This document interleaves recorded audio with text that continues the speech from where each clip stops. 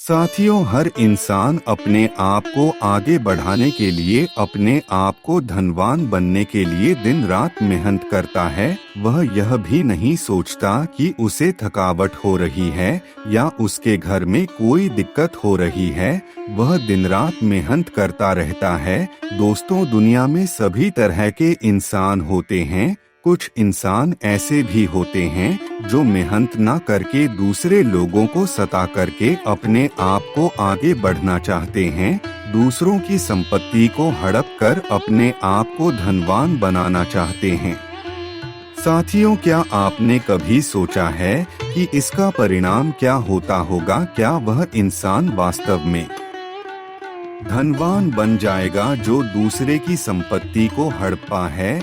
यह भगवान उसे इसकी कोई सजा देता होगा? तो दोस्तों, आज की जो हमारी कहानी है इसी पर आधारित है। ऐसे ही इंसानों में कुछ इंसान ऐसे भी होते हैं जो अपने भाई की संपत्ति हड़प कर अपने आप को धनवान बनना चाहते हैं। तो साथियों, कहानी को शुरू करते हैं। नमस्कार दोस्तों, स्वागत है आप सभी का आपके अपने चैनल पर। दोस्तों, कहानी को शुरू करने से पहले आप सभी से हमारी विनती है कि आप हमारी वीडियो को लाइक करें और चैनल को सब्सक्राइब और फॉलो कर लें। तो चलिए साथियों, शुरू करते हैं कहानी को। दोस्तों, भगवान श्री कृष्ण ने बताया है कि जीवन में कभी भी अपने भाई का हक नहीं खाना चाहिए, अपने भाई का हक मारना नहीं चाहिए और ना ही उसकी संपत्ति को हड़पना चाहिए। यह दर्द भरी कहानी बहुत ही ज्ञानवर्धक और हमारे जीवन को सबसे अधिक प्रेरणा देने वाली है।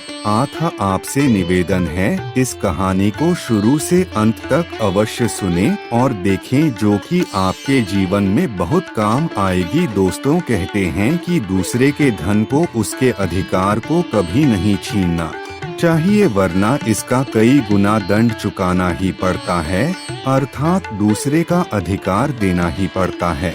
अब चाहे वो भाई के रूप में हो या पुत्र के रूप में हो या पत्नी के रूप में हो, यह बात पूरी तरह सिद्ध होती है। और ऐसा ही कुछ कहानी में हुआ है। भगवान श्री कृष्णा ने इस कहानी को बड़े ही सरल भाव से और सरल शब्दों में बयां किया है और यह कहानी बड़ी ही प्रेरणादायक कहानी है। दोस्तों, भगवान श्री कृष्ण बताते हैं, एक गांव में एक सुनार रहता था।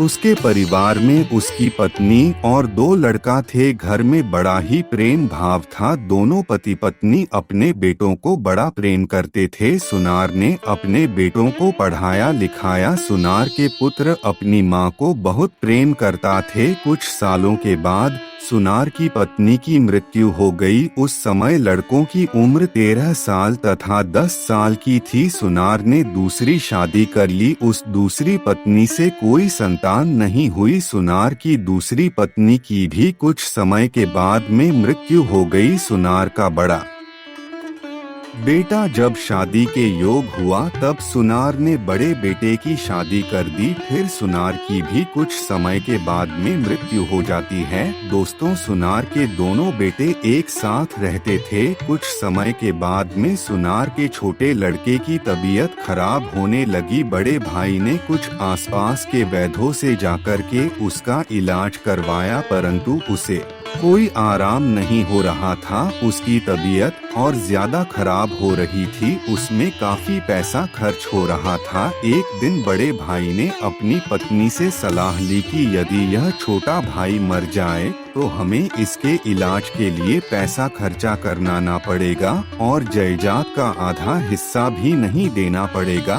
तब उसकी पत्नी ने कहा, क्यों न किसी वैद्य से बात करके इसे जहर दे दिया जाए। किसी को पता भी नहीं चलेगा और कोई हम पर शक भी नहीं करेगा। सभी लोग यही सोचेंगे कि बीमारी से मृत्यु हो गई।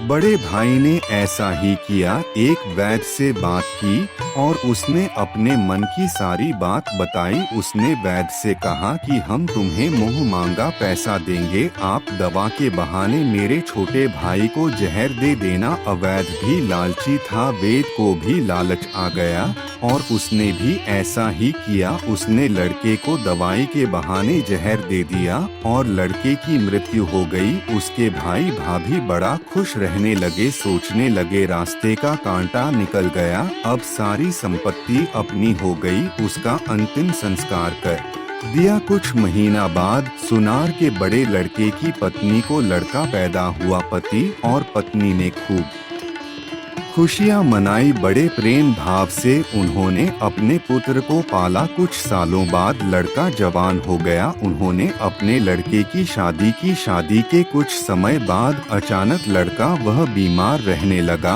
अब इसका इलाज करने के लिए दुनिया भर के डॉक्टर और हकीम वैद्यों पर इलाज कराया, परंतु लड़के की बीमारी कम नहीं है। अब धीरे धीरे पुत्र के इलाज में उसकी संपत्ति बेचने लग गई। अब सुंदर के बड़े बेटे की आधी संपत्ति उसके पुत्र के इलाज में बिक चुकी थी। लड़का बीमारी के कारण मरने की कगार पर आ गया। शरीर इतना ज्यादा कमजोर हो कि उसके बचने की उम्मीद न थी। एक दिन लड़के को चारपाई पर लिटा रखा था और उसका पिता साथ में बैठा अपने पुत्र को देखकर दुखी हो रहा था। तभी लड़का अपने पिता से बोला कि भाई साहब, अपना सब हिसाब हो गया, बस अब कफन और लकड़ी का हिसाब होना बचा है, उसकी तैयारी कर लो। यह सुनकर उसके पिता ने सोचा कि लड़के का दिमाग भी काम नहीं कर रहा है बीमारी के कारण, और बोला बेटा मैं तेरा बाप हूँ, भाई नहीं। तब लड़का बोला मैं आपका भाई हूँ जो आपने जहर खिलाकर के मरवाया था, जिस संपत्ति के लिए आपने मरवाया था मुझे अब मेरे इलाज के लिए आधी बिक चुकी है। जो मेरे हिस्से की थी वह मेरी बीमारी में लग गई। मेरी बीमारी में जो पैसा लगा वह मेरी संपत्ति से लग गया। अब तुम्हारे हिस्से की शेष रह गई है, हमारा हिसाब हो गया। तब उसका पिता फूट फूट कर रोते हुए बोला कि मेरा तो वंश नाश हो गया, जो किया वो मेरे आगे आ गया, पर तेरी पत्नी का क्या दोष है? इसे बेचारी को जिंदा जलाया जाएगा तुम्हारे साथ, क्योंकि दोस्तों उसे समय सती प्रथा चलती थी। उसे समय पति की मृत्यु के बाद पत्नी को उसके साथ जलाया जाता था। अब जब सुनार के बड़े बेटे ने अपने बेटे से कहा कि तुम्हारी पत्नी का क्या कसूर है, यह तुम्हारे साथ जिंदा जलाई जाएगी, तब साथियों उसने कहा कि वह वेद कहाँ है जिसने मुझे जहर दिया था। तब उसका बाप बोलता है कि वह तो तुम्हारी मृत्यु के 1 साल बाद ही मर गया था। तब उसका बेटा बोलता है कि जो यह मेरी पत्नी है यह वही वैद है, उसने मुझे जहर दिया था। भगवान ने इसकी यही सजा दी है कि मेरी मरने के बाद इसको जिंदा जलाया जाएगा, क्योंकि यह मेरे साथ सती होगी। साथियों, हमारा जीवन उतार चढ़ाव से भरा रहता है।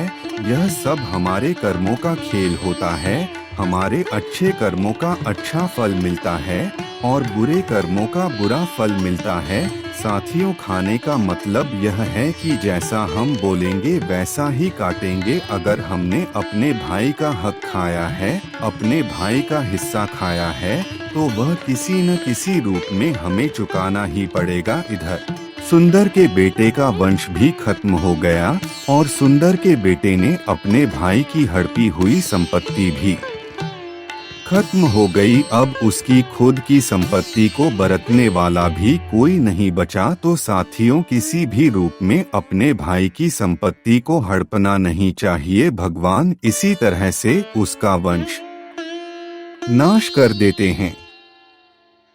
इसलिए अपने वंश को आगे बढ़ाने के लिए, अपने वंश का नाम चलाने के लिए हमें अपने आप अपनी संपत्ति से ही संतुष्ट रहना चाहिए। तो दोस्तों, कहानी कैसी लगी कमेंट में लिखकर अवश्य बताना और कमेंट में जय श्री कृष्णा जरूर लिखना और वीडियो को लाइक करना तथा चैनल को सब्सक्राइब और फॉलो कर लेना। चलिए दोस्तों, मिलते हैं अगली जानकारी के साथ। तब तक के लिए अपना ध्यान रखना। धन्यवाद। जय श्री कृष्णा।